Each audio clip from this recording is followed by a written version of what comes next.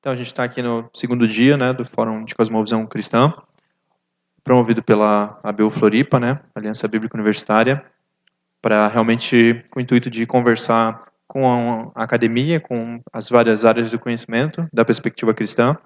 Para isso, a gente convida alguns palestrantes, algumas pessoas que trazem essas pesquisas, esses pensamentos acerca da cosmovisão cristã dentro dessas áreas do conhecimento. E hoje a gente tem o prazer de estar recebendo aqui o Wesley, né? E, enfim, para começar, eu queria orar, né? Então, oremos. Senhor Deus e Pai, quero agradecer, Senhor, porque mais um dia nós temos essa oportunidade de estar realizando esse evento, Senhor, de estar com todos aqui. Obrigado pela vida do Wesley também, Senhor, que aceitou esse convite. Esteja conosco, Senhor, durante a palestra dele, abençoando o Senhor com o teu espírito e sustentando também, Senhor, a continuidade desse evento. Eu entrego em tuas mãos, pedindo e agradecendo, em nome de Jesus. Amém, Senhor. Enfim, acho que é isso.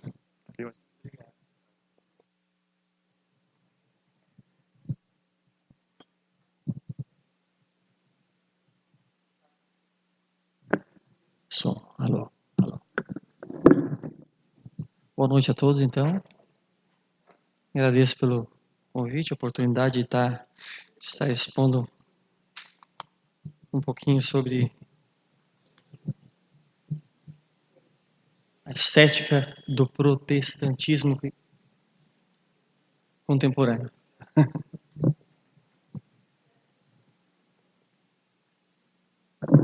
Só me ajeitar aqui. Estética do protestantismo contemporâneo é resultado, é fruto da minha pesquisa de doutorado que eu tenho desenvolvido aqui no programa de literatura da nossa Universidade Federal, e na qual eu tenho desenvolvido essa pesquisa sob a orientação do professor Pedro de Souza, que hoje atualmente está no programa de Linguística. E para essa noite, então, eu queria apresentar e falar um pouco da minha pesquisa. É a primeira vez que eu vou falar dela para pessoas que não leram ela, então é um desafio para mim no sentido de tentar ser o mais claro possível expondo meu trabalho. E a minha fala aqui essa noite eu quero dividir ela em dois momentos. Primeiro eu quero falar sobre a minha tese, né, sobre a minha pesquisa, falar sobre ela e apresentando algumas considerações preliminares e também expondo um pouco do procedimento a maneira como eu vou estar trabalhando ela, a metodologia, como eu desenvolvo a minha pesquisa. E no segundo momento da minha fala aqui essa noite, eu vou, aí sim, entrar na pesquisa e expor a pesquisa a partir de 5 termos-chave, né? 5 conceitos-chave, que correspondem a 5 capítulos da minha tese.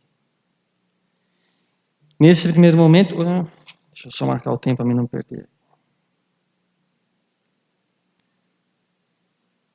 Então, nessa primeira parte da minha fala, da minha exposição aqui,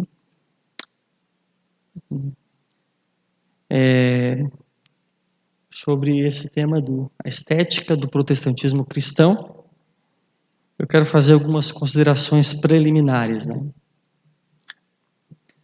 A primeira é que eu estou na literatura, no programa de literatura, e na literatura você tem pelo menos 2 formas de se vincular a ela, né?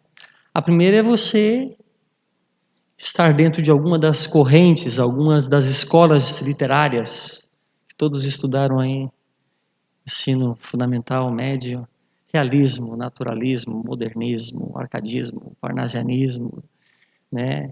Ou no contexto brasileiro, ou no contexto de Portugal, no, na França, na Alemanha, ou estudando algum escritor dentro de alguma dessas correntes. Ou então você também pode se inscrever pela literatura, trabalhando alguma das categorias da literatura. E, no caso, eu faço essa segunda opção, né? De se inscrever por uma categoria, que é a categoria da estética. A estética. Depois eu vou estar definindo rapidamente ela.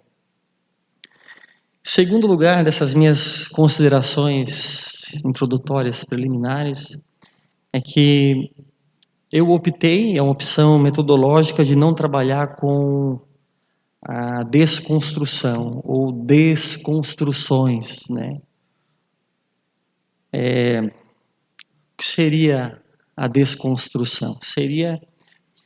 É uma operação onde você analisa textos, ideias, pensamentos, você procura identificar quais são os princípios que regem determinados pensamentos, e aí então você procura operar uma desmontagem, desfazer, desmanchar esses princípios que regem determinados pensamentos. Isso aí é desconstrução, né?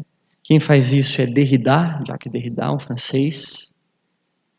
Ele simplesmente desativa tudo aquilo que é o núcleo, né, tudo aquilo que é o princípio de uma certa pensabilidade, e desativando esse núcleo, você pode trabalhar à vontade e fazer o texto falar o que você quiser. Derrida trabalha com textos, Jean-Luc Nancy, um outro, trabalha com desconstrução. Ele é alguém que trabalha com pensamento ateológico. Tem até um camarada chamado Gianni Vattimo, que é um católico que desenvolveu o pensamento enfraquecido, né? Tudo isso é dentro da desconstrução. Eu estou falando que eu não trabalho com isso, né? Gianni Vattimo, ele, mesmo sendo um cristão, ele expõe uma forma de cristianismo não religioso, né? Um cristianismo onde ele, pela desconstrução, desativou o núcleo do cristianismo, simplesmente destruiu toda a ideia de tudo aquilo que é metafísica, tudo aquilo que faz parte de verdades absolutas, valores absolutos, e você destrói esse núcleo do pensamento cristão, e aí sim você acabou com a atenção do negócio, né?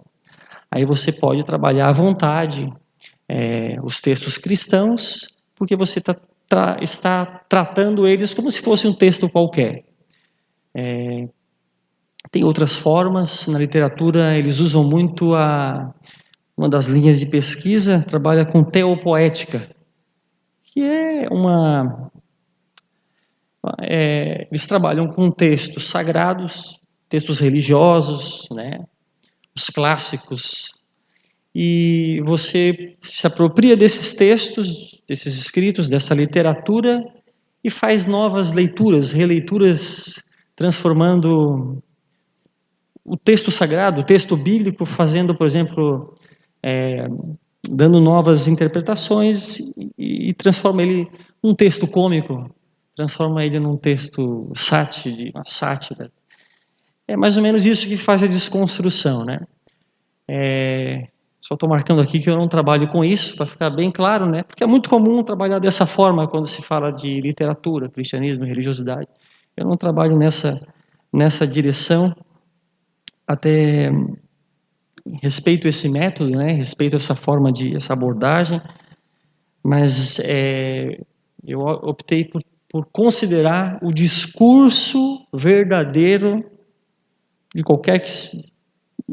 do cristianismo, da religião, respeitar o que o texto sagrado quer dizer, né?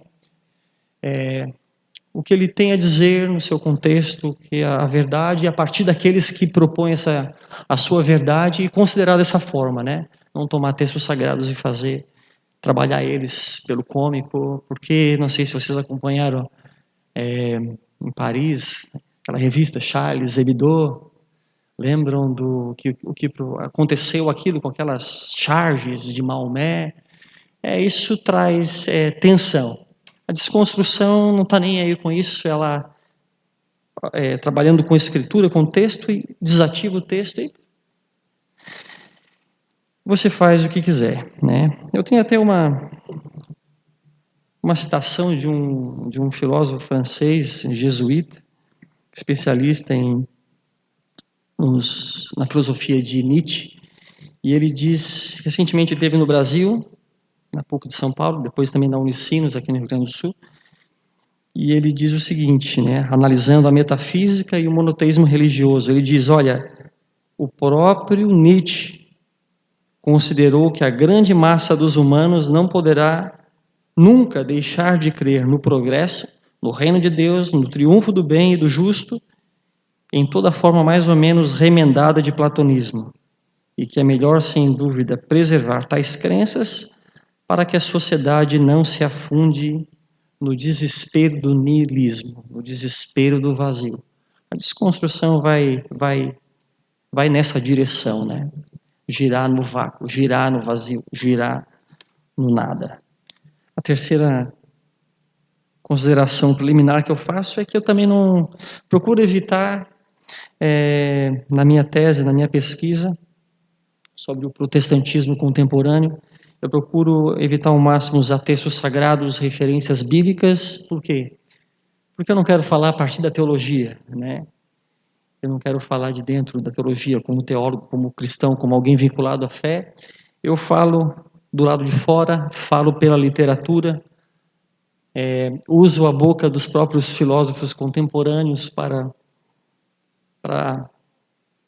organizar, né, a minha pesquisa aqui. E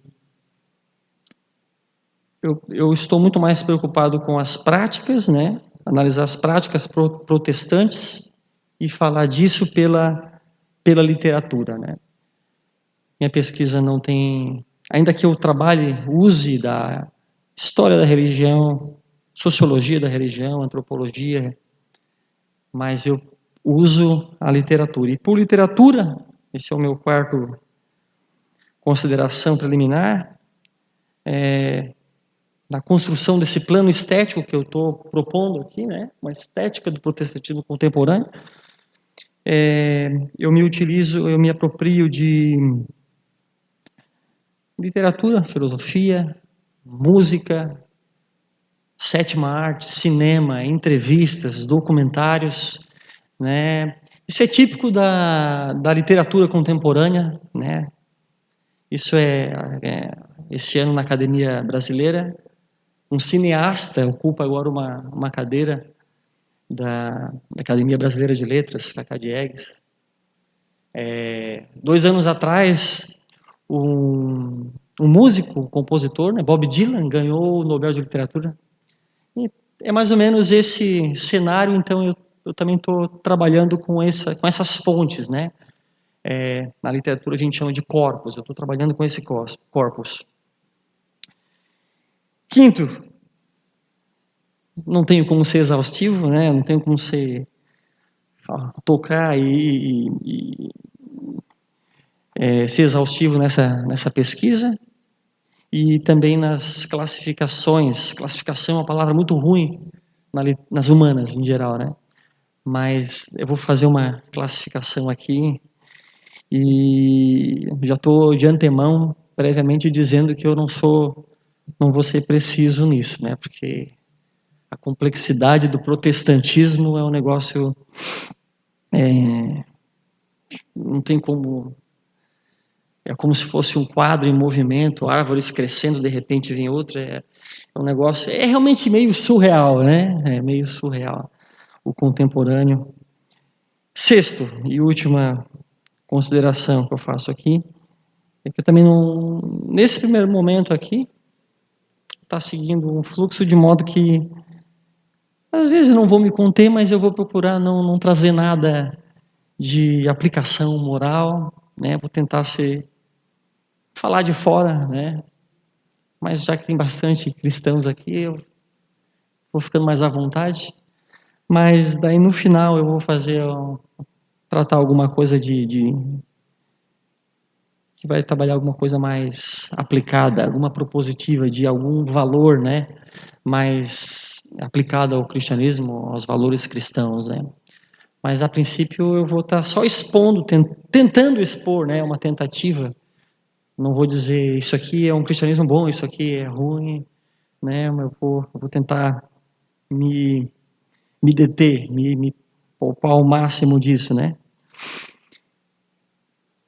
Nessa primeira parte, então, essas considerações e o procedimento que eu vou usar. Como é que eu vou trabalhar essa tese? Como é que eu trabalho ela? Está em desenvolvimento, já estou prorrogando ela, estou atrasando um pouco no, na elaboração dela aí, muitos imprevistos, mas agora está se encaminhando alguma coisa.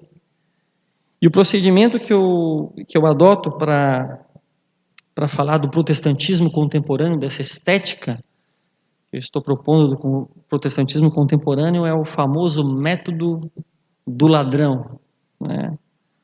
Um método de um filósofo contemporâneo chamado Gilles Deleuze, é um francês, já faleceu na década de 90, mas ele foi professor lá no Collège de France, fez parte daquele grupo forte de pensadores, filósofos franceses, Derrida, Foucault, depois Pierre Bourdieu, vários.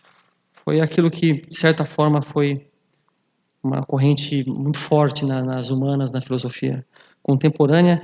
E Gilles Deleuze tem esse método do ladrão, que é baseado na tese dele, a tese que ele escreveu, a pesquisa dele de doutorado, o título dela, Diferença e Repetição. Diferença e repetição.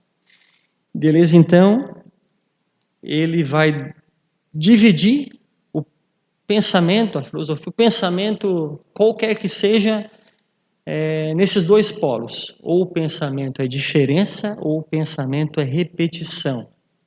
Né?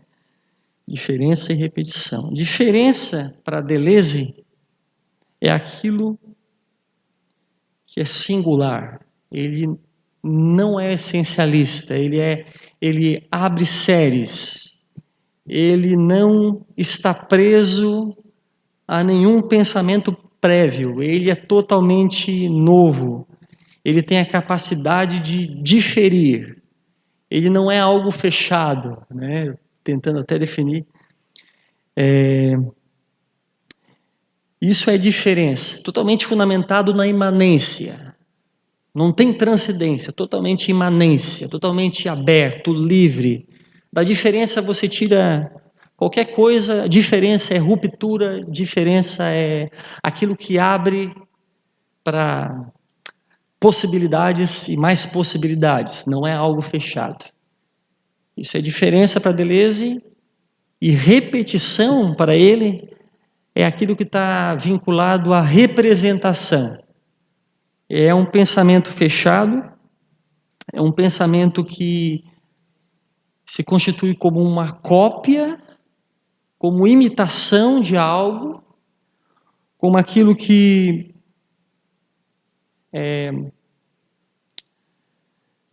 está fixado na identidade, pode estar preso ao transcendente, está preso ao transcendente, está preso em alguma coisa de fora, alguma imagem de fora, né? Tentar exemplificar, né? Por exemplo, o pensamento religioso é um pensamento da representação para Deleuze. O pensamento utópico é um pensamento de representação. Um pensamento mítico é pensamento de representação. E Deleuze vai em busca de filósofos, ele estuda muitos filósofos de todas as épocas, e ele vai em busca de aliados, porque o que ele privilegia é a diferença. É o pensamento que abre séries. Ele tem 3 aliados principais, ou intercessores, como ele mesmo fala, né? Que é Spinoza, Bergson e Nietzsche. E os outros são representação. Por exemplo, Platão. Platão, ele acreditava que existia a ideia de que, para vocês entenderem o que o Deleuze tem em mente, né? O que ele toma como representação, como repetição. Tem o simulacro, a ideia de essa cadeira aqui é apenas um simulacro de uma realidade que está lá no mundo das ideias. Isso aqui é apenas uma cópia de um original, né? Existe um modelo original que isso aqui reproduziu cópia de alguma coisa. Essa cadeira não é um fim em si mesmo, ela não é em si, né? Ela está aqui porque ela é um produto de um pensamento anterior, de um mundo das ideias. Eu não sei como eu posso explicar isso de maneira mais clara.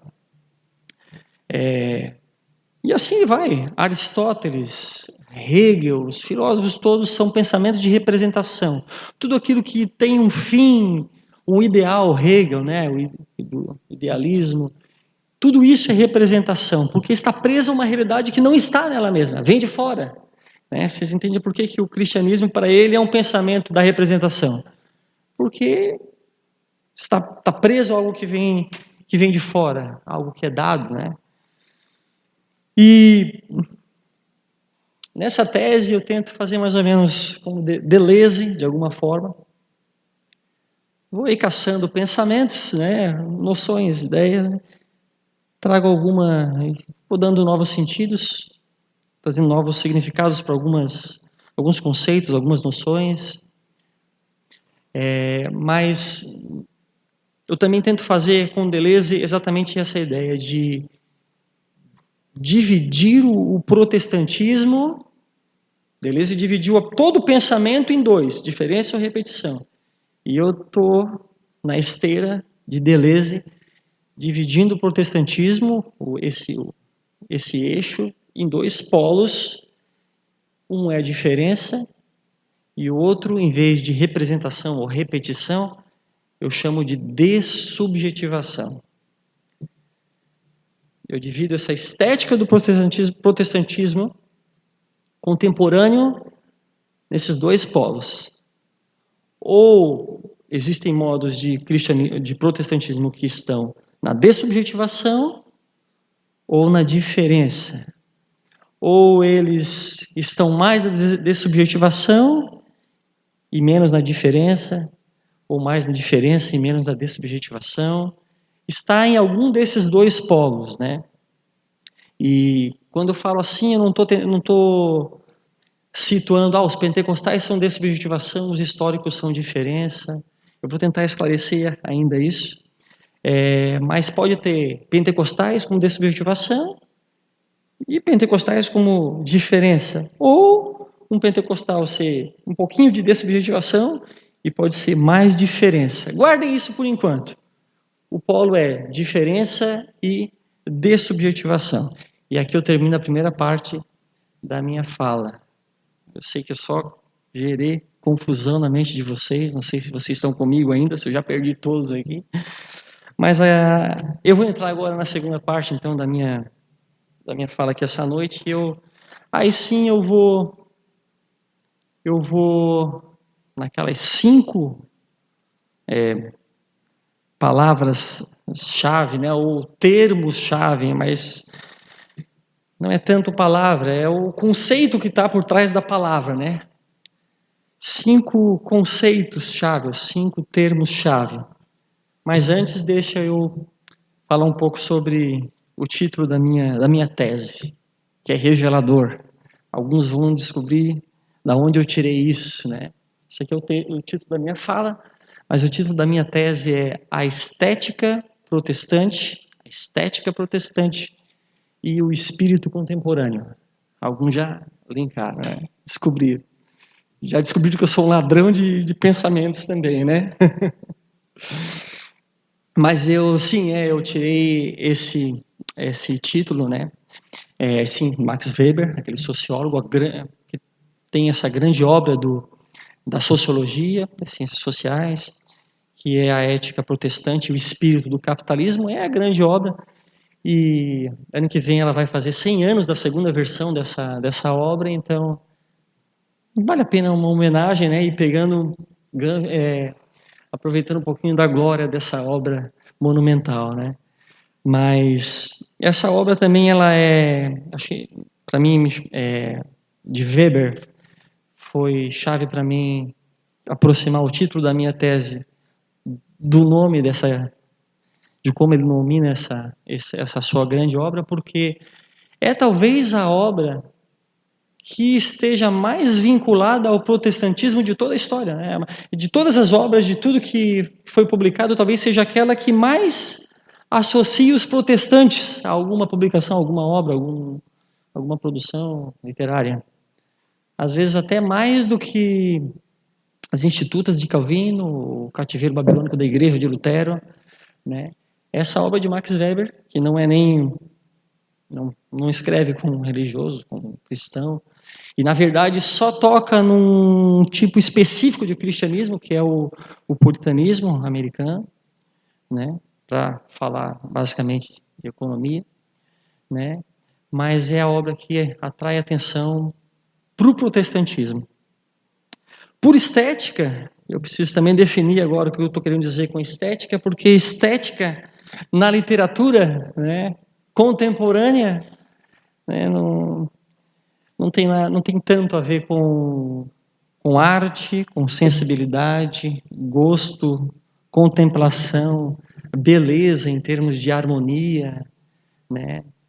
Estética, né, e eu estou baseando num outro filósofo chamado Jacques Rancière, é um francês também, é basicamente política, né? Não política no sentido esquerda, direita, partidos, política no sentido de ser um campo de relações de poder, relações de força, né? Estética é essas relações, né? Essa vida política nesse sentido, né? Está muito mais vinculado com a ética, né? Com os relacionamentos entre pessoas, né? Não é tanto a beleza, a contemplação, né? Por protestante, eu estou colocando aqui o leque é o amplo mesmo. Protestante, eu penso em todos os evangélicos, em todos, né? Todos que não são católicos estão dentro desse pacote que é o protestantismo. E por espírito contemporâneo, eu pretendo falar sobre essas constelações que é o contemporâneo. Já dizia um pensador, Walter Benjamin, quando ele falava sobre a modernidade, ele dizia que a modernidade é uma constelação, né? O contemporâneo é uma constelação ainda muito mais intensa, mais cheia de planetas, estrelas, e muito mais diversa, e muito mais divergente uma dessas. Não dá para a gente ir longe de querer traçar o espírito contemporâneo como sendo um tipo de protestantismo. É a verdade que o neopentecostalismo hoje é a bola da vez, o carro-chefe, dominou, né, o padrão pentecostal, né, da terceira geração, né, ou da terceira onda, como falam um sociólogo. Mas o neopentecostalismo não é tudo que nós temos na contemporaneidade. Na contemporaneidade, nós temos constelações no sentido de que nós temos de tudo. Nós temos desde daquele cristão bem exótico, bem zen, altamente místico, e temos também formas de protestantismo extremamente radicais, né? Fiéis às deliberações do século XVI, da fé dos reformadores, né? Temos de tudo, temos de fundamentalistas, temos daqueles... É uma constelação, essa é a ideia, quando eu estou falando sobre o contemporâneo, né? Então, falando agora sobre os cinco termos-chave, o primeiro é dessubjetivação, que é exatamente um polo do protestantismo contemporâneo. Dessubjetivação é um termo que eu peguei de Foucault, o outro filósofo, Agamben, italiano, adaptou, e eu peguei também para dar um sentido, para satisfazer meus interesses aqui nessa pesquisa, né? E o que eu tenho em mente são os protestantismos que têm como princípio de inteligibilidade a dessubjetivação. O que eles têm em comum? A negação de si, mortificação do eu, a negação da vontade de si, submissão ou sujeição completa à vontade de Deus, subordinação às Escrituras, aos documentos de fé, credos, confissões, né? Os documentos da tradição da igreja, da fé histórica, da fé reformada, né? E, consequentemente, são um cristianismo que crê, entende e vê a humanidade como cativa a uma natureza pecaminosa que decorreu da entrada do pecado no mundo, que é produto, né? Desde que o pecado entrou no mundo, o pecado original, né? Ainda que originalmente o homem, a humanidade, não era corrompida, não era infectada, contaminada pelo pecado, mas depois que o pecado entrou no mundo, todos serão contaminados, todos são pecadores, e a gente vai morrer, os cristãos vão morrer antes de chegar na glória do porvir, vão morrer mesmo cristãos, vão morrer como pecadores, dessubjetivados. Vocês conseguem perceber essa relação de subjetivação e pensamento da representação? Algo que vem de fora. Eu não posso escolher, eu não quero ser pecador. Não, o cristão é pecador. O cristão fiel, de uma certa forma, dessubjetivado. Um exemplo disso são os protestantes históricos. A depravação total, né? Uma das doutrinas dos reformados, né? O pecado infectou todas as áreas do ser humano: vontade, intelecto, sentimentos, emoções, pensamentos, o corpo. Totalmente submetidos a algo que eles não escolheram, não têm essa liberdade, estão cativos a isso, né? No protestantismo histórico mesmo, a própria revelação, o evangelho. O cristão histórico, ele não pode inventar um evangelho novo. Ele deve estar submetido a uma fé que ele recebeu, a uma revelação que ele recebeu.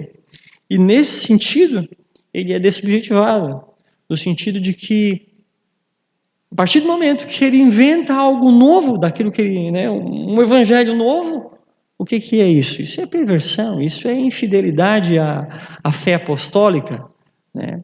O cristão tem que ser fiel, não tem que inventar algo novo. Isso é um aspecto básico da dessubjetivação, que eu estou tentando expor aqui. Agora existem grupos mais dessubjetivados, por exemplo, os fundamentalistas, que colocam coisas a mais, e essas coisas a mais ganham um peso tão pesado quanto a própria revelação, né? Mais dessubjetivação. E aqui a gente já entra no meu segundo conceito chave, que é a fé nua, onde existem grupos que não só estão subjetivados pelo pecado, submetidos às Escrituras, submetidos à vontade de Deus, né? Mas eles vão além disso. É uma super dessubjetivação. E eu chamo de fé nua,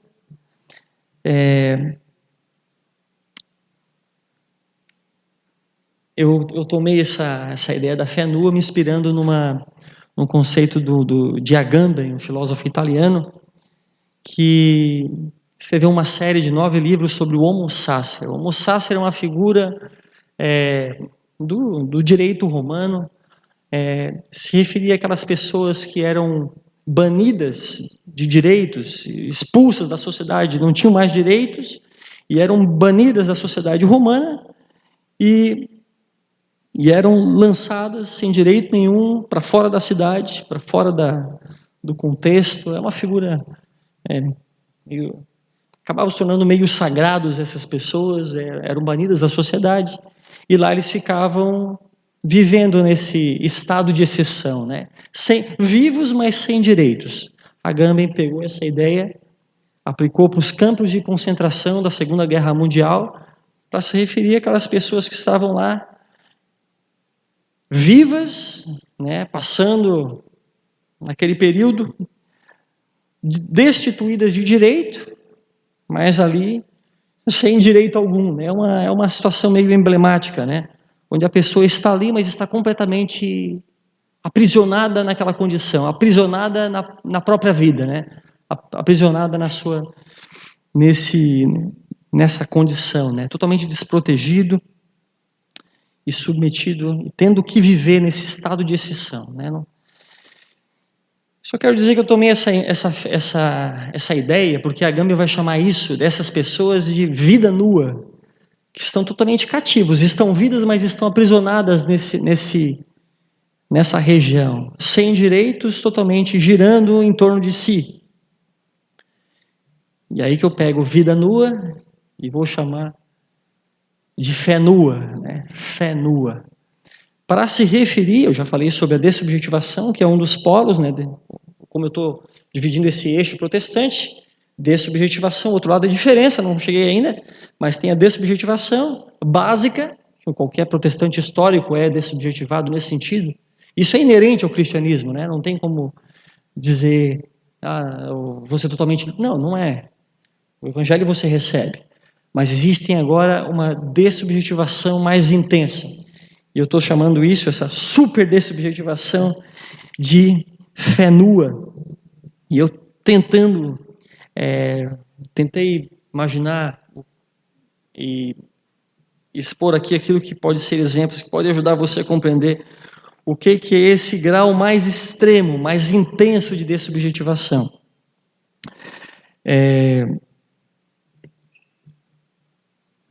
Os super dessubjetivados da fé nua, eles não estão submetidos, como os históricos, a Deus, às Escrituras, ao pecado original.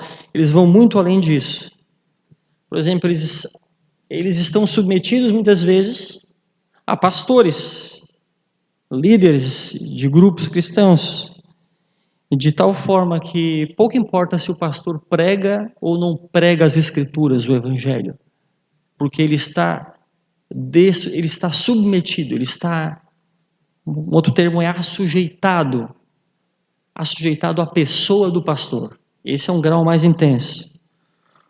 Um outro exemplo, né, um outro modo, eles estão dessubjetivados às instituições religiosas, de modo absoluto, de maneira que o que aquele grupo, aquela formação cristã prega, ensina, aquilo é lei, aquilo tem peso de palavra de Deus, tem peso de revelação de Deus, né? Que a igreja fala, o sujeito acata. Essa é uma dessubjetivação mais intensa.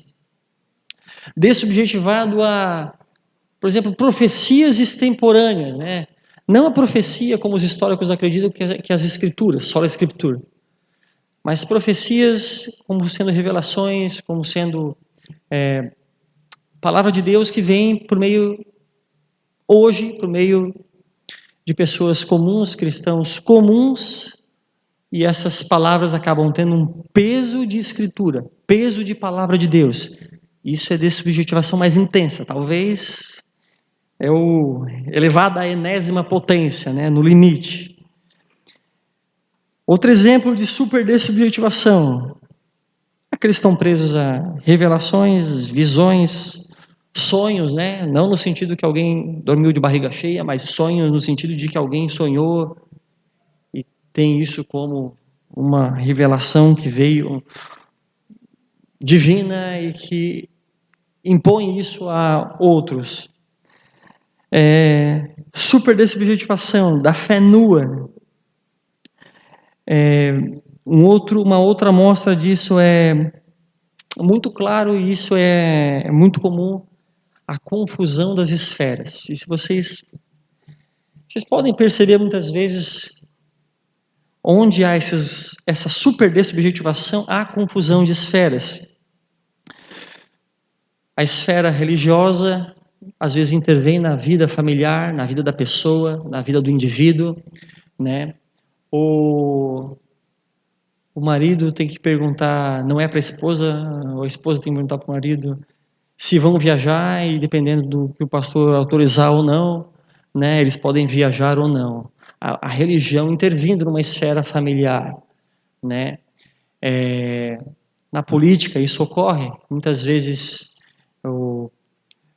uma intervenção da religião definindo o candidato de Deus e o candidato do diabo, né? A ponto de a igreja muitas vezes impor na esfera política, confusão de esferas, né? Esfera familiar, esfera política, e podia citar muitos outros exemplos.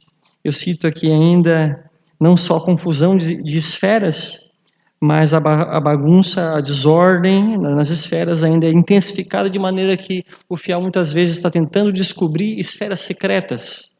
Por exemplo, a esfera secreta do que o diabo e os seus demônios estão fazendo. Muito comum também na contemporaneidade, né? Muitas pessoas tentando descobrir o que o diabo está articulando, o que ele está fazendo, descobrir o que ele está pensando, o que ele gosta, o que ele não gosta. Coisas que vão além daquilo que está dado pelas Escrituras. Formas intensas de dessubjetivação. E por aí vai. A ideia é que essa super dessubjetivação, o fiel pode entrar num giro, num círculo, num giro vicioso, num círculo vicioso aí, girando em si mesmo, girando em meio ao simbólico, e não consegue mais sair desse campo de concentração, que é a sua própria fé, o seu próprio simbólico religioso, né? E vou citar aqui um pedaço de um trecho de uma música do João Alexandre. Ele escreve essa canção e parece que tem muito a ver com esse contexto de dessubjetivação extrema da fé nua, né? Onde há um extrapolamento, há um enclausuramento muito intenso, muito grande. O título da canção é Proibido Pensar. Depois você pode... Vou citar só uma estrofezinha. E aí ele diz assim: procuro alguém para resolver meu problema, pois não consigo me encaixar nesse esquema. São sempre variações do mesmo tema, meras repetições. É proibido pensar, porque uma outra marca desse modo de dessubjetivação extrema é justamente ausência de crítica, obediência cega, fé cega, e por aí vai. Deixa agora me deslocar para o outro eixo. Tem esse dessubjetivação e dessubjetivação extrema. E desse outro lado, o outro polo é a diferença. Pela diferença, lembrem de Deleuze, lembrem da ideia de o novo, aquilo que é imanência, aquilo que difere, né? E diferir no sentido de ruptura, aquilo que rompe com o que é dado anteriormente, né? Eu uso a diferença de Deleuze para falar de um cristianismo da diferença, um cristianismo de sublevação, revolucionário, cristianismos críticos, né? E também na diferença isso pode bifurcar e abrir dois tipos de diferença, né? Existe a diferença quando a crítica ela é feita a práticas, condutas, determinadas formas de viver, determinados modos de agir, pastores, de fiéis, e existe a crítica, aquilo que é o próprio fundamento da fé. Por exemplo, uma crítica às Escrituras. Uma crítica às Escrituras, como fez, por exemplo, o Rudolf Bultmann, existencialista alemão, que a gente conhece como liberalismo teológico, né? Onde ele diz que o Novo Testamento está cheio de mitos, lendas e histórias fabricadas pela fé da igreja. O que ele acabou de fazer? Ele destruiu todo o fundamento da fé cristã. Basicamente, relativizou, desativou tudo, né? Como o desconstrucionismo faz, né? Existe esse modo de crítica extrema, diferença extrema nesse sentido, e também esse modo básico que, de certa forma, é mais comum, criticar práticas, criticar condutas. Eu vou citar alguns exemplos rápidos aqui, só para tentar trazer amostragens aqui do que eu estou tentando dizer, para vocês entenderem o que é os níveis de diferença, o basicão e o extremo, né? Eu vou citar aqui um trecho de um tipo de diferença. Caio Fábio, foi muito famoso na década de 90, eu sei que a minha ala direita aqui, a maioria não havia nascido ainda, né? Somos jovens, né? Todo mundo de 90. Todo mundo quer ser sub-30 desse lado aqui. Mas Caio Fábio, ele foi foi um representante, ele conseguiu ser um representante aí dos evangélicos na década de 90, todo mundo queria, pentecostais, históricos, as igrejas em geral, batista, presbiteriano, luteranos, todos, Caio Fábio, era meio uma unanimidade.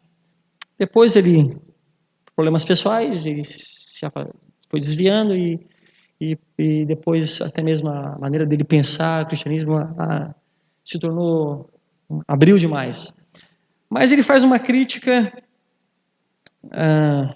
que eu vou ler para vocês aqui, que ele fez no programa Danilo Gentili, em 2014. Ele diz assim: até 1998, eu fiquei 33 anos rodando o Brasil, indo presencialmente aos lugares, mas eu tinha um objetivo. Eu achava que a comunidade evangélica era alienada, como era, imbecilizada como era, marionetada como era, massa de manobra como era, abjeta como era, por falta de instrução, porque faltava instrução, faltava ensino. E eu fiquei 30 e tantos anos ensinando dos luteranos aos neopentecostais, de um extremo ao outro. Criamos uma organização que era a Associação Evangélica Brasileira para ver se dava parâmetros de saúde mental para o pessoal.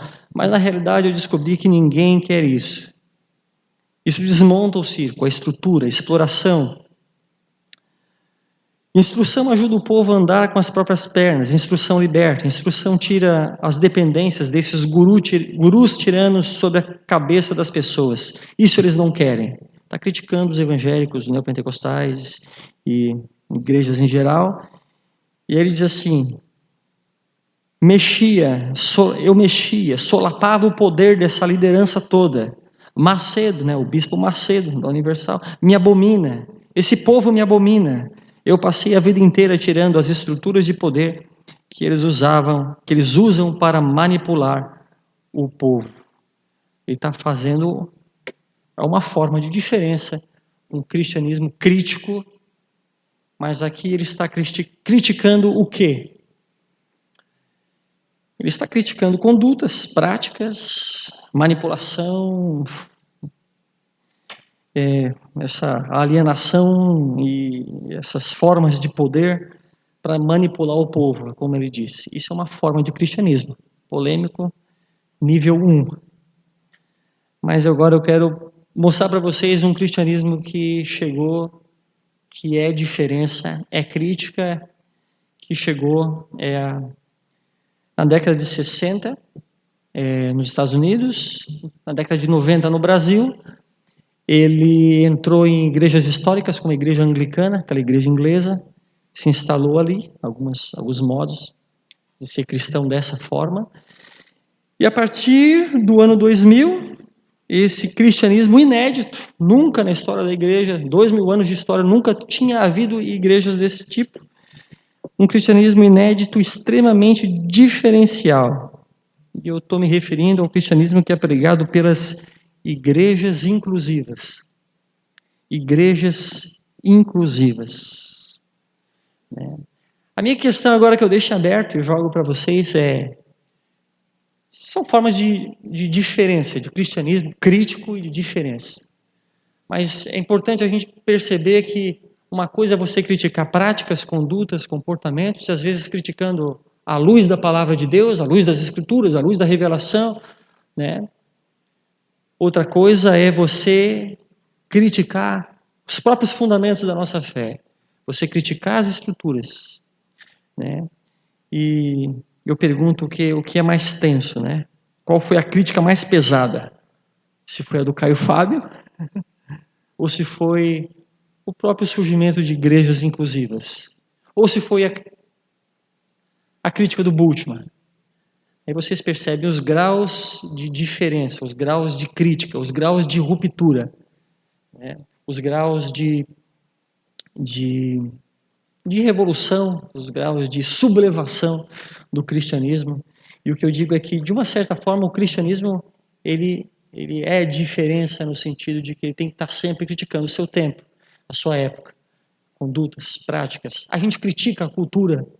O cristianismo ele costuma corrigir a cultura. A gente não absorve a cultura de uma forma passiva. O cristianismo costuma criticar a cultura, costuma criticar a prática. O próprio culto é uma forma de crítica. Um culto onde o cristão declara que Jesus é o Senhor, a gente está dizendo, Jesus é o Senhor. Deus é que é o nosso rei, o nosso soberano Deus.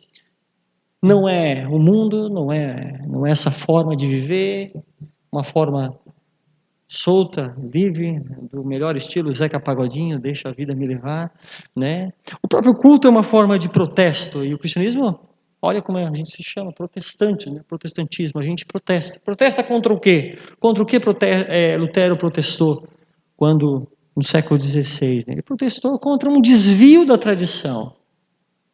Mas hoje há críticas de vários níveis. Eu tenho mais um pouquinho aí. Qualquer coisa tira das perguntas, né? Eu não sei nem se eu vou conseguir responder muita coisa, me deixa um pouquinho mais para... Né? Mas seguindo, o quarto conceito chave da minha tese, eu falo sobre algo que é transsubjetivação. É um nome chique para dizer a experiência mística, né? A experiência do êxtase, né? A experiência onde você é tomado por uma experiência, não quero, um pouco importa se é humana ou se é divina, mas é um cristianismo de êxtase. Freud vai chamar de sentimento oceânico, né? Outros vão chamar de experiência limite, e por aí vai, chame como você quiser, mas eu quero me referir àquele momento de êxtase. E o que é interessante para se pensar num protestantismo contemporâneo é que o místico, esse êxtase, é claro que ele existiu ao longo de 2000 anos de história da igreja, ele sempre passou pela história, né? Um outro tem até nos mais radicais ali, os reformados, né? A esposa do Jonathan Edwards levitava, o outro sempre tem, de maneira extraordinária, né? Mas desde que, no século passado, o pentecostalismo, né? As línguas, por exemplo, a glossolalia, as línguas, experiências que pontuais ocorreram ao longo da história, né, do cristianismo. Momentos, elas aconteceram, né? Montando logo depois, lá no segundo século.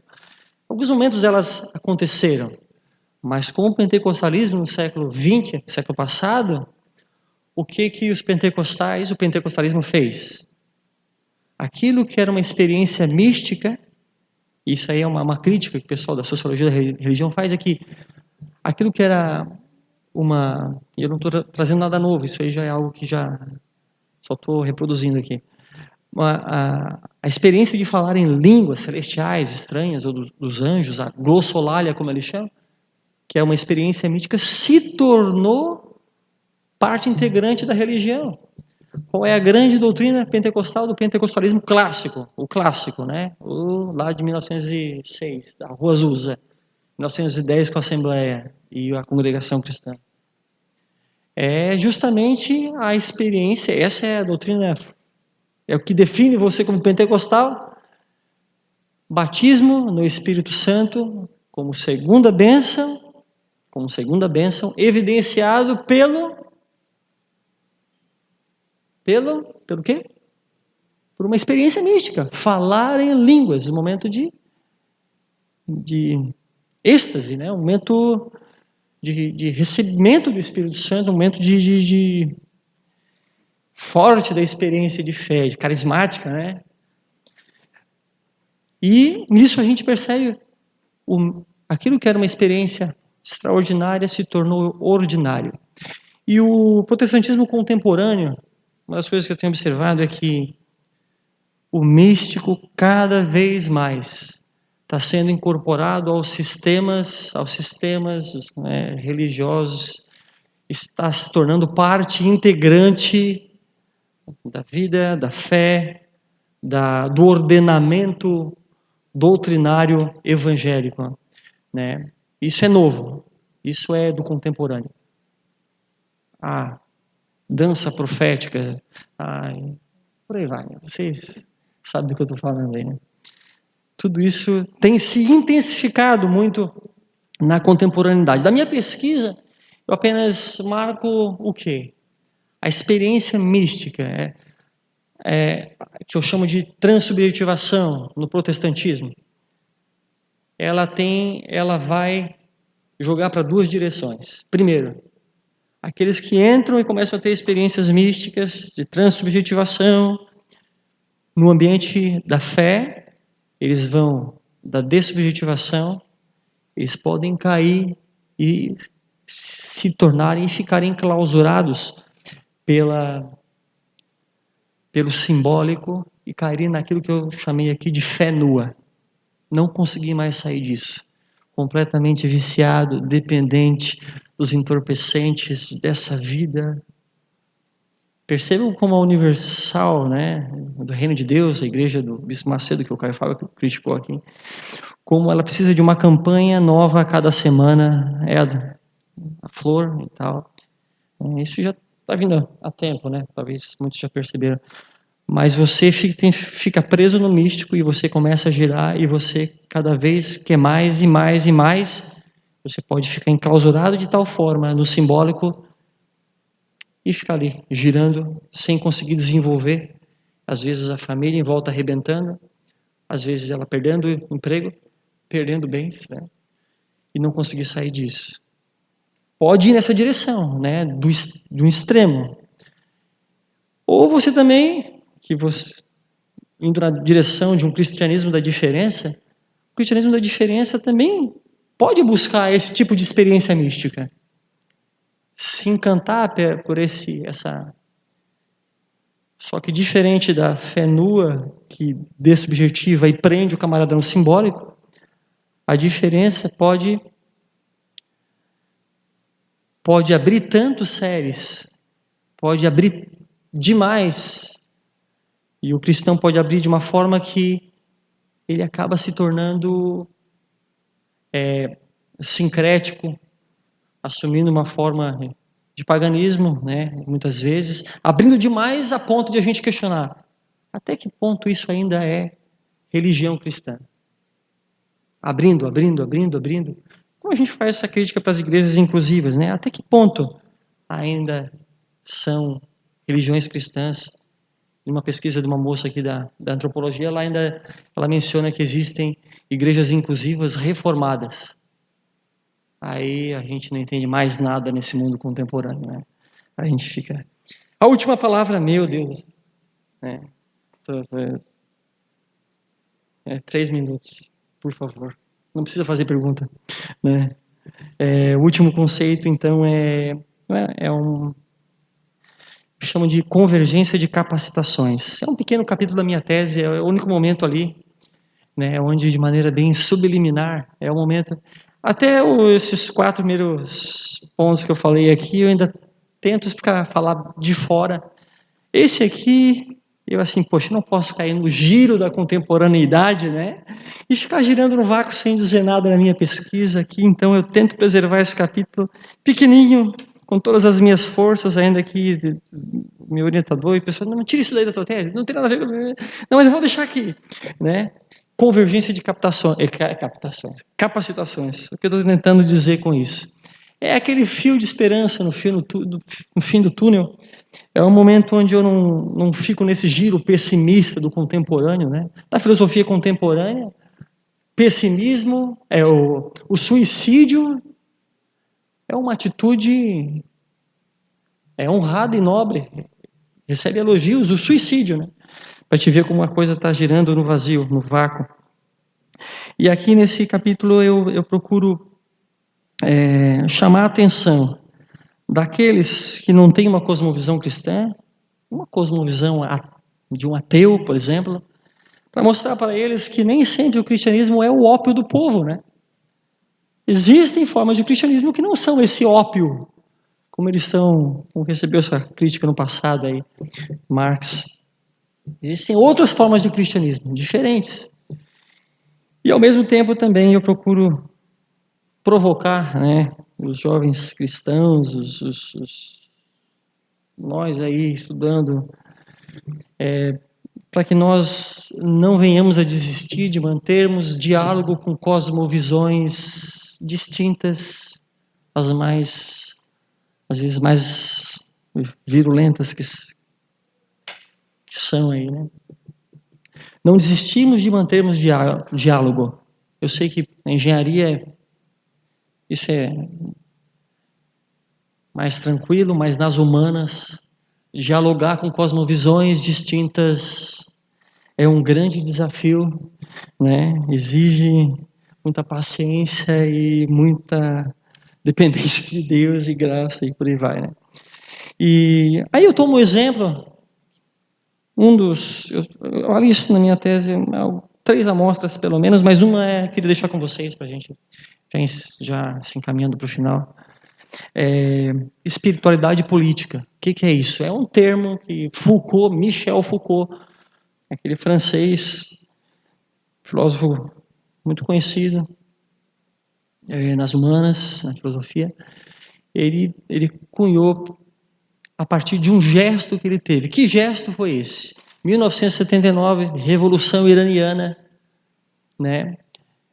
O ditador, o Shah Reza Pahlavi, está ali tendo a sua ditadura ameaçada pelo povo iraniano, que quer desfazer essa ditadura e estabelecer um novo governo a partir um governo religioso, um governo teocrático, e desejam destituir o Shah do poder e colocar um Ayatollah, né?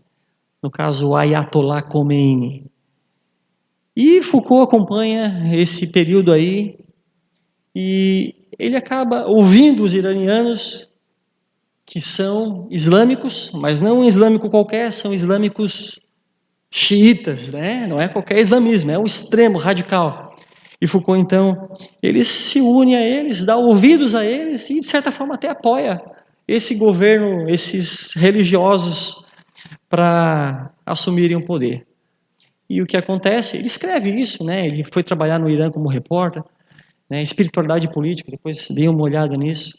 O que acontece é que o regime teocrático islâmico, xiita, fundamentalista, extremista, tomou o poder realmente e acaba fazendo muito pior do que o Shah havia feito, né? Do que o regime ditador anterior.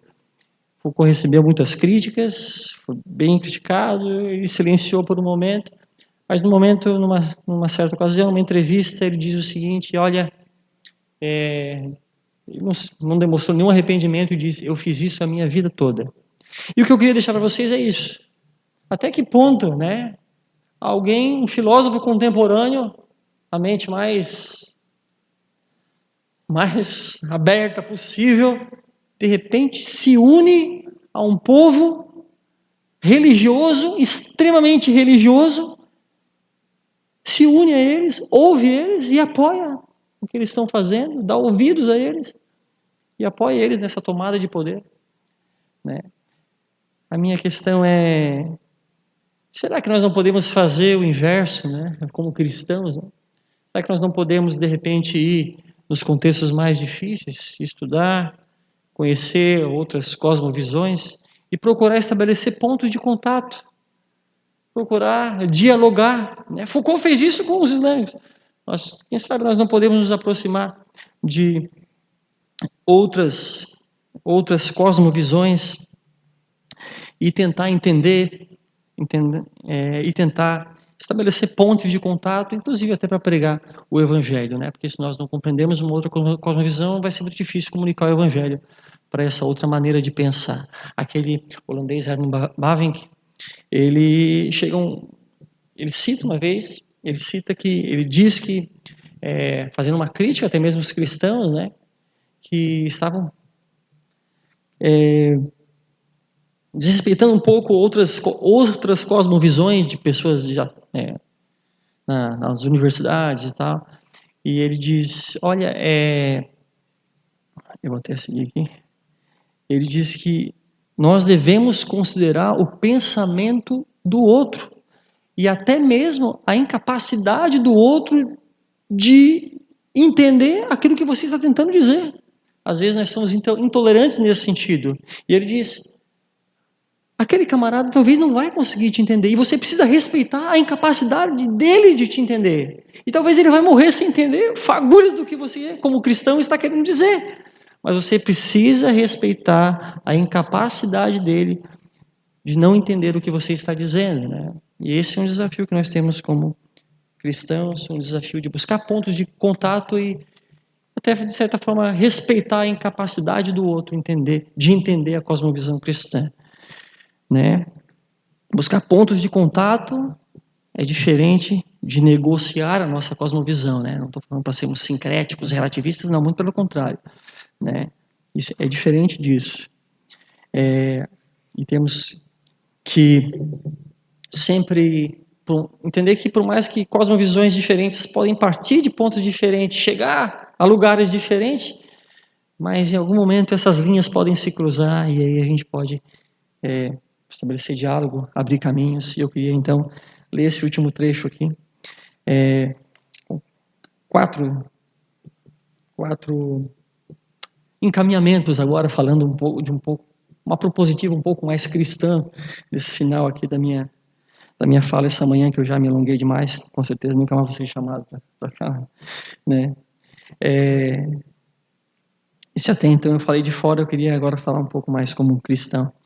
O meu desejo aqui é estimular vocês a buscarem doutrinas fortes, olharem para o mundo buscando insights, a fim de operar pontos de contato com o mundo, mais ou menos como o apóstolo Paulo fez em Atenas, né? Onde ele pegou pela criação, né? Pegou por aquilo que era comum aos gregos e estabeleceu pontos de contato com o evangelho. É verdade que a mensagem do evangelho, em algum momento, se nós quisermos comunicarmos o evangelho, essa mensagem precisa deixar de ser natural e precisa ser espiritual. Não dá para comunicar o evangelho sem falar do escândalo da cruz, sem falar do Deus que morreu na cruz, foi moído para os nossos pecados, morreu por pecadores, né? Isso aí não tem como. É mensagem de dessubjetivação. Você é um pecador. Deus veio ao mundo. Isso aí é mensagem espiritual. Você vai até aquilo que é natural, mas você precisa extrapolar isso. E em algum momento a tua mensagem precisa ser espiritual. Você precisa pregar o evangelho. Você precisa expor a loucura da cruz, o escândalo será inevitável nesse momento. Mas não podemos esquecer que a coerência da vida joga do nosso lado. É verdade que o pecado travou aquilo que era natural, mas a loucura mesmo, quem vive a loucura mesmo, é aqueles que não têm nenhuma perspectiva acima do sol. Aqueles que vivem sem esperança. Minha recomendação, tenha um bom cristianismo, de preferência que ele seja histórico, um pouquinho desperdiçada, com um pouquinho de diferença. Se for para ser calvinista, que seja como Whitefield, Jonathan Edwards, Charles Spurgeon, Martin Lloyd-Jones. Se for para ser arminiano, que seja como o meu xará John Wesley, que seja como C.S. Lewis, que seja como a W. Tozer. Tem muita gente boa por aí, mas de preferência um cristianismo histórico.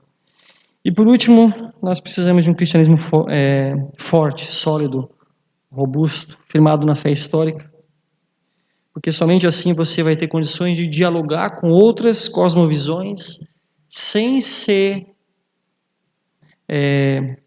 engolfado por elas, sem se tornar pagão, sem se tornar sincrético, sem relativizar a tua cosmovisão cristã, sem ser capturado pela cultura, pelo pensamento contemporâneo. Você precisa de um cristianismo forte para dar conta de um bom diálogo com outras cosmovisões.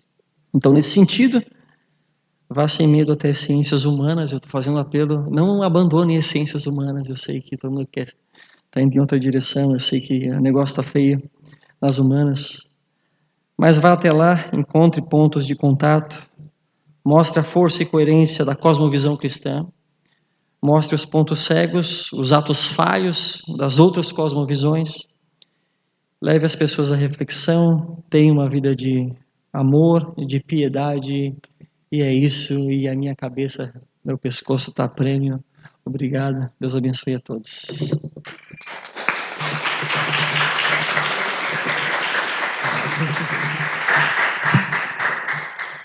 Muito legal, muito legal. Eu agradeço, Wesley, de verdade. Muito bacana a palestra. Agora a gente vai... Sobrou bastante tempo, graças a Deus. Agora a gente vai para o momento de perguntas. Se você tem uma pergunta, uma crítica, se não concordou, se não gostou, pode comentar agora, é o seu momento de falar. Só, por favor, seja objetivo, não seja prolixo. E, enfim, só levantar a mão que eu levo o microfone. Todo mundo entendeu. Faria a diferença.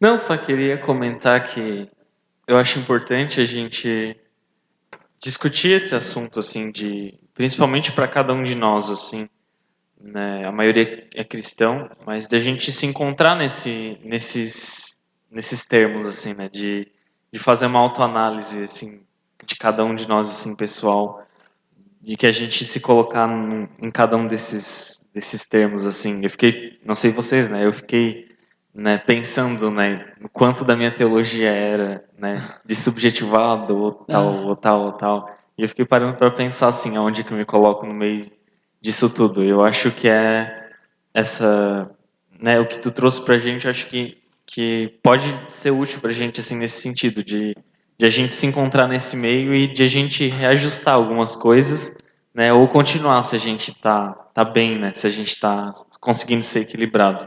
Eu acho que foi bacana isso que tu trouxe pra gente, né, de a gente repensar esse protestantismo e de que a gente pode tá sempre buscando esse equilíbrio, né, dentre esses conceitos todos. Né?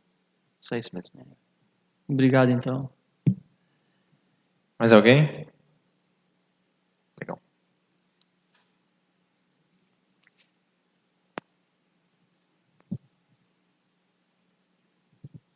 Oi, Wesley. Parabéns aí pela tua exposição.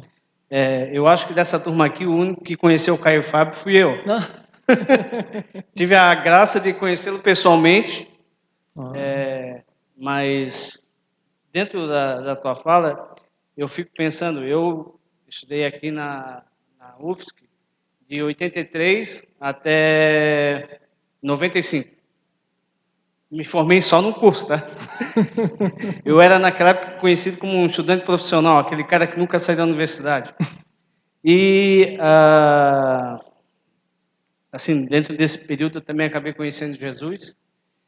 E talvez o que tu fala de construir pontes dentro da nossa cosmovisão cristã e com as outras cosmovisões, sejam religiosas ou não, me leva a pensar, e eu não sei se é o Amaral que cuida do Instagram da ABU e do Facebook, que toda semana que sai alguma coisa eu dou uma curtida lá. Mas, claro que eu vejo que é dentro de uma temática e de uma forma de trabalho que a ABU já fazia na década de 80, né? Tipo, bíblico indutivo, temático e tal. Mas eu fico pensando que, enquanto grupo cristão, por menor que seja, que diferença isso faz no universo da UFSC? Vou dar um exemplo. A minha filha é quase recém-caloura, né? Está no primeiro ano aqui na UFSC. E ela me falou de uma disciplina que ela está fazendo, que é o terror de todo mundo que entra dentro da área de exatas, até uma parte de humanos, que é pré-cálculo. Falei com um amigo meu, ele me disse aqui da reitoria que, fora o pessoal que faz, que entra no primeiro semestre e depois vai para, e que repete, faltaram 500 vagas para pré-cálculo. Ou seja, 500 não conseguiram fazer a matrícula porque já eram repetentes.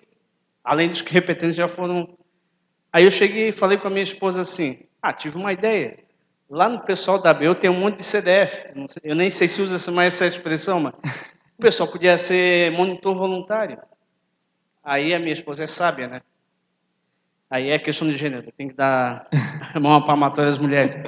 Ela chegou e falou assim, mas isso aí não vai adiantar nada. Quem sabe até esse grupo cristão, outras pessoas, pudessem fazer alguma coisa para ver por que o pessoal roda tanto nisso aí. Será que tem o pessoal que entra... Porque quando eu entrei até na ementa da disciplina, é para ser uma revisão do ensino médio fundamental. Olha, eu cheguei, me formei aqui, tenho uma formação pós, tudo. Peguei a primeira lista de exercícios da minha filha e falei assim, não sei o que é isso. Então eu fico pensando assim, né?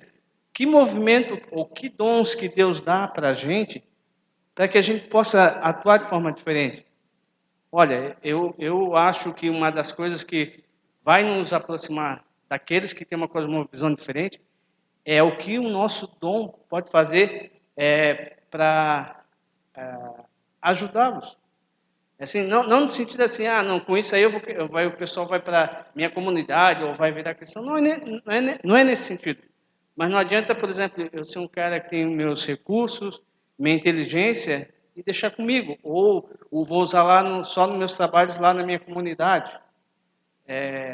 Tem um autor, um filósofo holandês, é o Doyeverge, que ele, lá pela década de 60, ele falava que a gente o nosso cristianismo devia ser um cristianismo intramundano. Não no sentido de ser um cristianismo que se mundaniza, né, ou que vai ser um cristianismo inclusivo, mas é um cristianismo que, dentro daquilo que a gente aprendeu, que é no sentido de servir o mundo. A gente também está aí para isso, né? Então, eu creio que a tua fala, eu até achei que o que tu ia expor ia ser uma outra forma de ver o tema, mas gostei bastante justamente porque é uma tentativa da gente poder fazer o diálogo. Eu não queria fazer outra palestra, tá? Mas é bem isso mesmo, né? É uma forma de tentar aproximar. Como é que a gente vai buscar pontos de contato se a gente não se aproxima das pessoas, né? E cada um sabe, né, a maneira como vai se aproximar, né? Como vai... O serviço é uma forma de aproximação, né? O serviço é uma forma de aproximar. É a marca do cristianismo, o serviço, né? A gente é conhecido por serviço, pelo amor.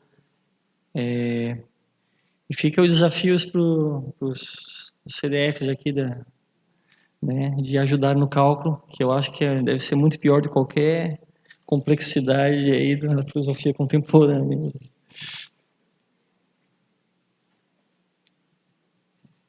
Bom, mas, eu tinha uma pergunta que tu falou ali das pontes de contato, né? E em relação a evangelismo, Uma das coisas que eu acho mais difíceis em qualquer tipo de conversa com esse fim é que na cosmovisão atual, bom, quando se vai falar de evangelho, tem que se falar de pecado, tem que se falar da queda e do estado inicial que a gente está, né? E eu acho que na cosmovisão normal de todo mundo, na cosmovisão assim básica, média, todo mundo se acha bom ou todo mundo se acha não tão ruim ou o suficientemente justo ou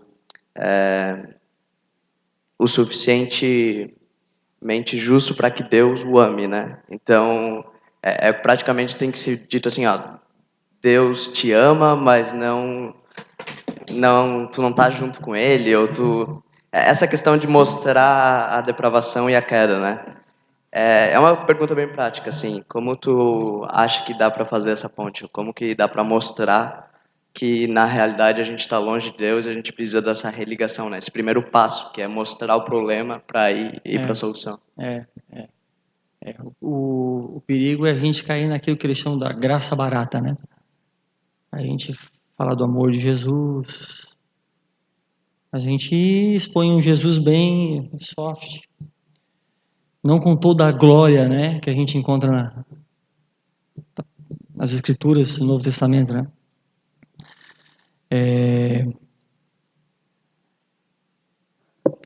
O Francis Schaeffer falava sobre existe o pré-evangelismo, né, a pré-evangelização, que é esse lugar da aproximação, onde você vai até a maneira de fazer esse pré-evangelismo é de alguma forma desmontar, desmanchar a maneira como alguém que não tem uma cosmovisão cristã pensa, mostrando os pontos falhos, as incoerências, as fraquezas dessa cosmovisão dessa pessoa com quem está se aproximando. Esse é o pré-evangelismo, né? Mostrando a incoerência, mostrando a confusão dela. O próximo passo, sim, aí você pode ter a liberdade de expor o evangelho, né? Exposição do evangelho. Para expor o evangelho, você tem que mostrar um grande Deus. A gente pensa em começar pelo pecado, comece mostrando um grande Deus e começa mostrando que desse grande Deus a gente está bem aquém, né?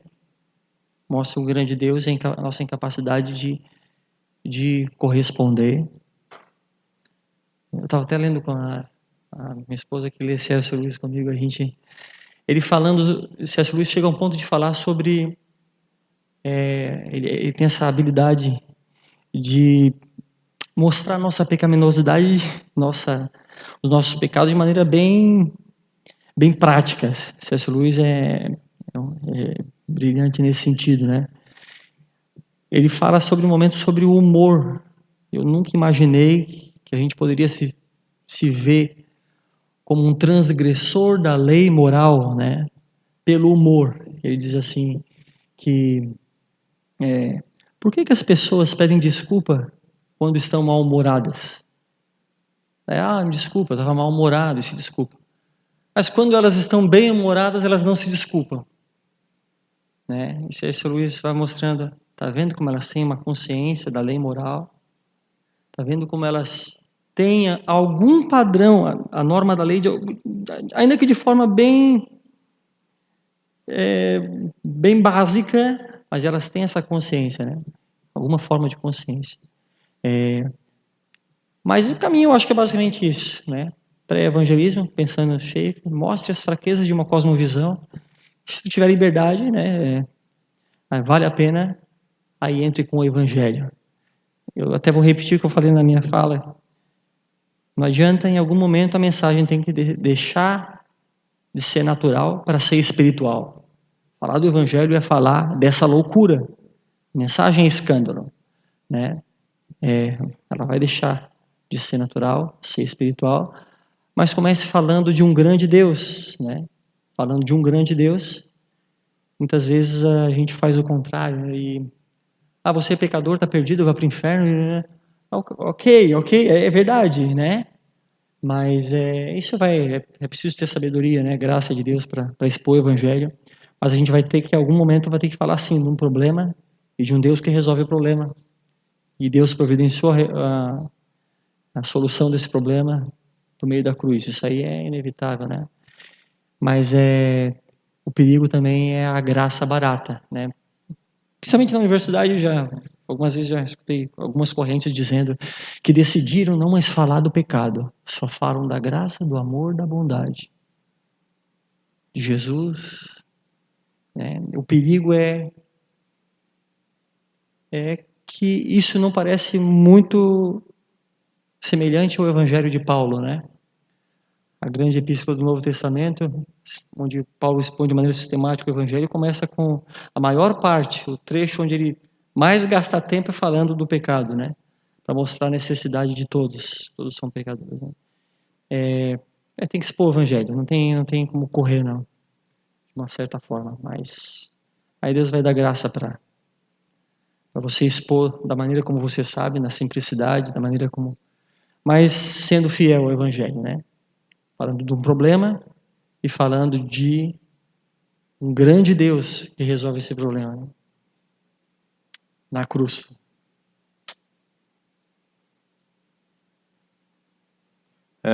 Ok. Mais alguém tem uma pergunta? Que eu tenho uma pergunta. Que você citou ali o Francis Schaeffer, né? Aí a minha pergunta vai mais nesse sentido de... é porque ele faz toda uma crítica, né, a essa questão dessas duas esferas, né, a inferior e a superior, onde a gente tem...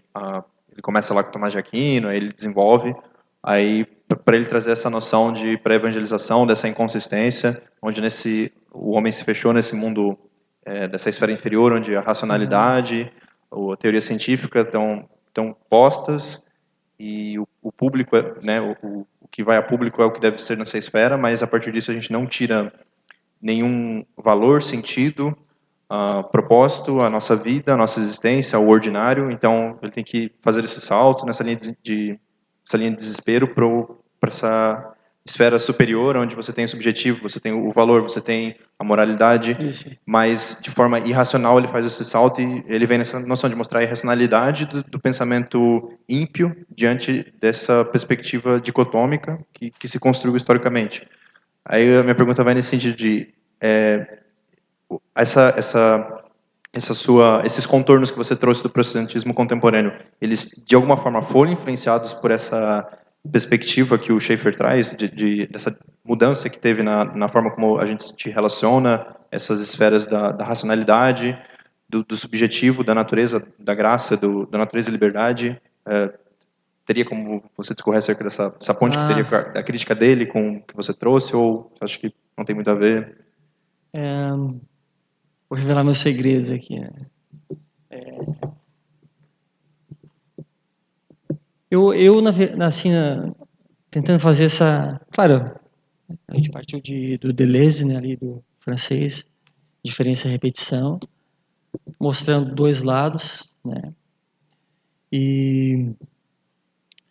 Mas eu não sei se vocês percebem, né, também no Novo Testamento que existe algo muito parecido nesses dois lados, que é o legalismo e a libertinagem, eternos inimigos da graça, né?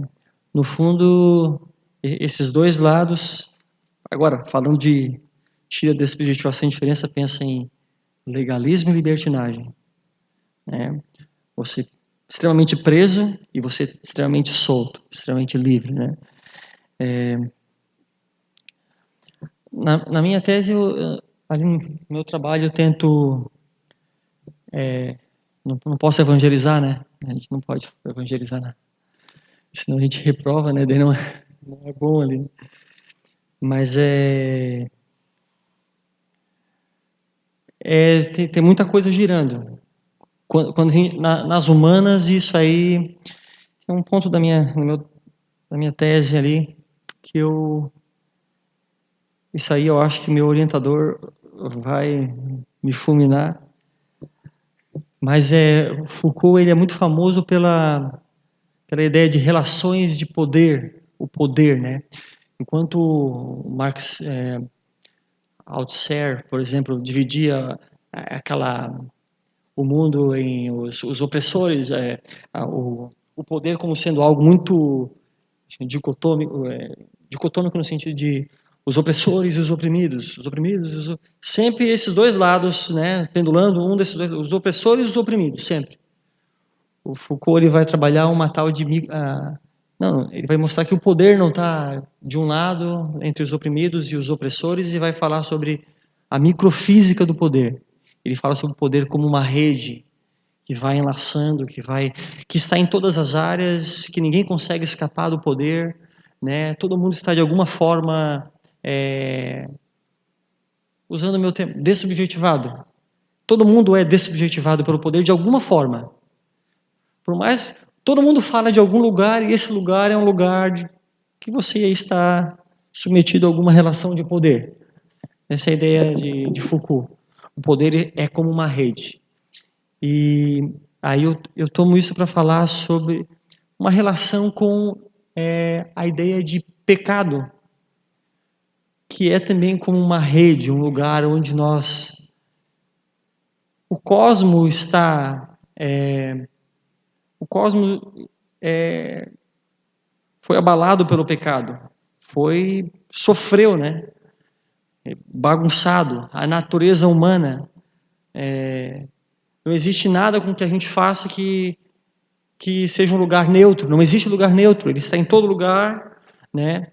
Eu faço essa relação entre pecado e poder, só para mostrar que, e isso aqui é só uma coisa mais pessoal, né? Que nosso cristianismo, ele... Como é que é aquela frase do C.S. Lewis? Como é que é? Isso, fala mais alto.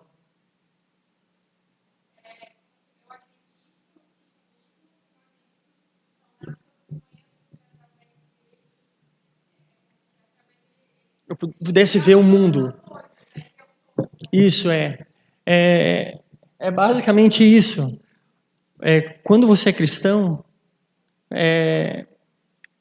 você consegue ver de outras formas, no sentido, essas pessoas estão falando nessa direção, isso aqui é poder, é relações de poder, e você tem esse olhar que o mundo não tem. Você vê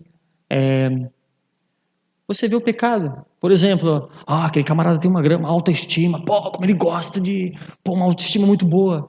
E o cristão, ele é orgulhoso, né? Ele quer aparecer. O cristão tem esse olhar, entendeu? O outro tô com uma baixa, tô triste, então... Ele é meio vaidoso e ficou ofendido por alguma coisa, feriu o orgulho. A gente consegue ver essas coisas que um vai chamar boa autoestima, outro vai chamar de baixa estima, outro, né, poder, relações de poder. O cristão vai fazer vários links, não só esses. Ele vai ver diferente, né? E claro, isso dá de trabalhar isso com mais facilidade nas humanas, né? Mas agora na engenharia, o pré-cálculo aí, como é que você vai fazer links com não digo que claro que faz a ordem, a lei, né? A própria música tem ali as tonalidades e você não pode sair disso, a lei da gravidade, né? A ordem que há no universo, nesse sentido vai fazer esses links, né? Mas nas humanas você começa a pegar muita coisa da subjetividade que você diz, meu cristianismo consegue ver além, né? Do que isso que está a gente consegue ver nas filigranas, outras coisas, né? E a gente vai fazer os links e essas conexões, e pode fazer conexões, né? De uma maneira que outros não iriam conseguir fazer. Né? O cristianismo robusto e forte, ele te faz ver além, né?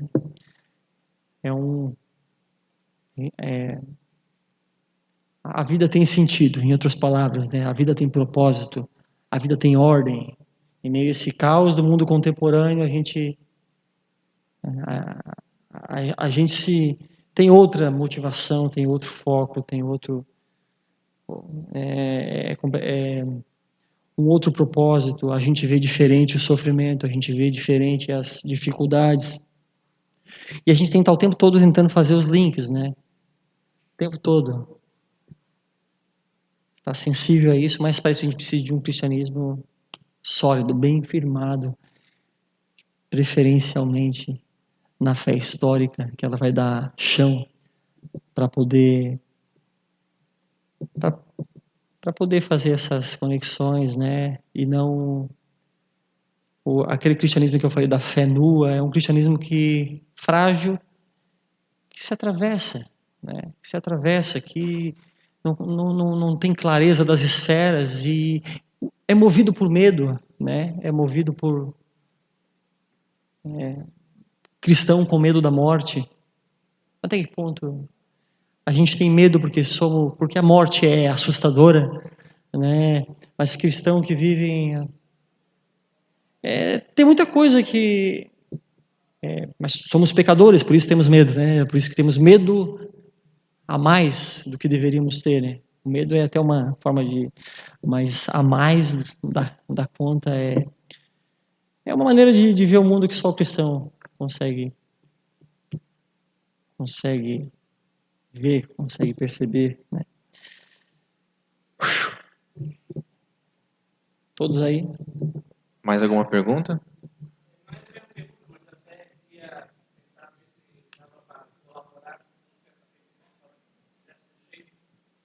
Queres o microfone?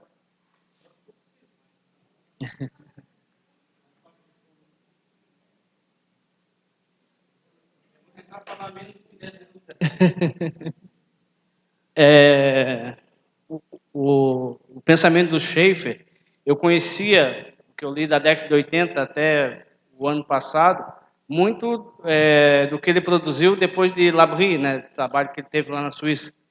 Conversando com ano passado, acho que foi via Facebook com o Léo, ele me falou que estava com vontade de ler um livro do Schaeffer, que eu não conhecia, que é A Verdadeira Espiritualidade, que é do momento anterior, né? Fala também do momento depois de Labrie, mas fala muito de como ele chegou lá. E reza a lenda que o Schaeffer é um americano que viveu a maior parte da sua vida na Europa. Como é que ele foi na Europa? Na década de 50, depois do pós-guerra, ele foi por uma missão americana no sentido de ajudar uma Europa combalida depois da Segunda Guerra Mundial. E também para ajudar a construir um conselho internacional de igrejas cristãs.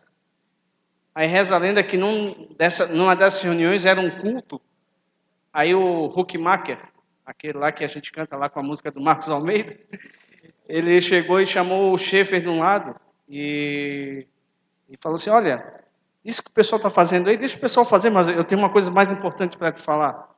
Aí o Huckmacher, e dizem que esse encontro, que foi intermediado acho, pela esposa do Huckmacher, foi o seguinte, que ele chegou e falou para o Schaeffer, você está trazendo uma coisa que a gente não tem mais na Europa, que é essa questão da piedade cristã. Ele vinha de um movimento fundamentalista, o Schaeffer. Mas eu vejo que está faltando alguma coisa dentro da tua teologia.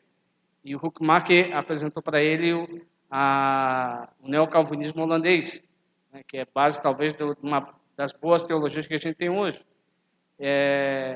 Eu acho que a questão do Schaeffer, para entender essa questão do salto no escuro, essas coisas que o Schaeffer coloca aí nessa dialética filosófica, eu acho que a gente tem que entender de onde ele partiu, né, da realidade fundamentalista e de piedade dos Estados Unidos, por uma Europa que não conseguia mais acreditar em Deus. Imagina, a Europa passou por 2 guerras mundiais, né? Onde é que está Deus no meio disso tudo? Então, eu creio que é o casamento, eu acho que o Wesley, ele tentou colocar isso para a gente.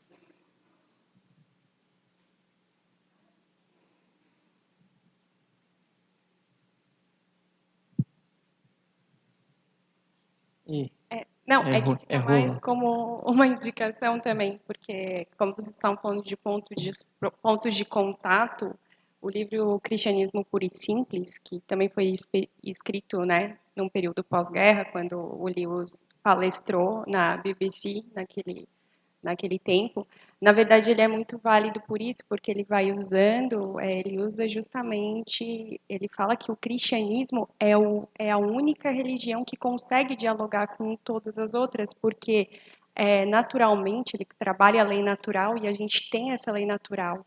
E até ele comenta naquele livro Abolição do Homem, que em todas as culturas, em todas as áreas, sempre existiu um padrão. É um padrão que está impresso. E a gente, como cristão, sabe que é a lei de Deus, né? A lei moral no nosso coração.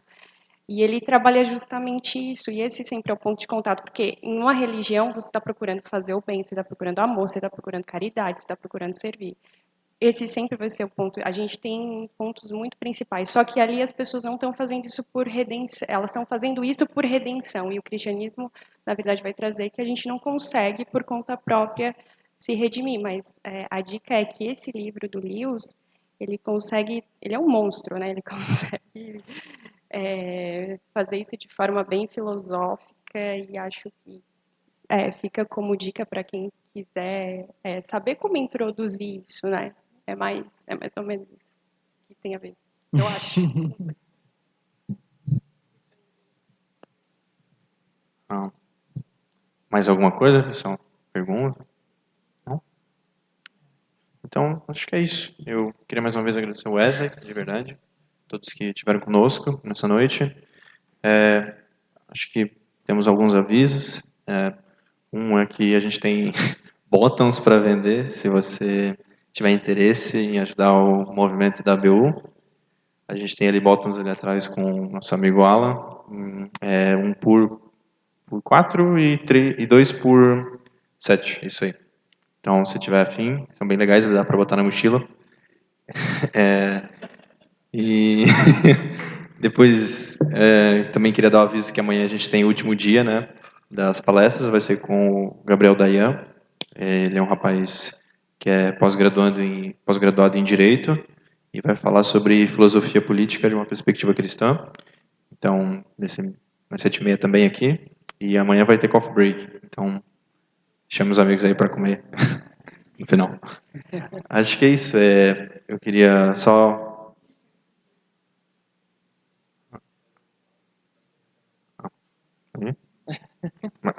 Desculpa, para aparecer no vídeo. Entrei no vídeo. Perdão. Eu queria só orar para a gente terminar. E é isso. Então, Senhor Deus e Pai, eu agradeço por esse momento. Senhor, obrigado por a gente ter tido essa oportunidade de ouvir o Wesley, um pouco do que ele tem desenvolvido, Senhor, do que tem concedido graça e inteligência e sabedoria a ele para desenvolver, Senhor, no doutorado. Esteja com ele, Senhor, nos seus estudos, nos seus caminhos, com sua família, e continua conosco amanhã também, Senhor, nesse evento. Eu assim agradeço e peço em nome de Jesus. Amém, Senhor.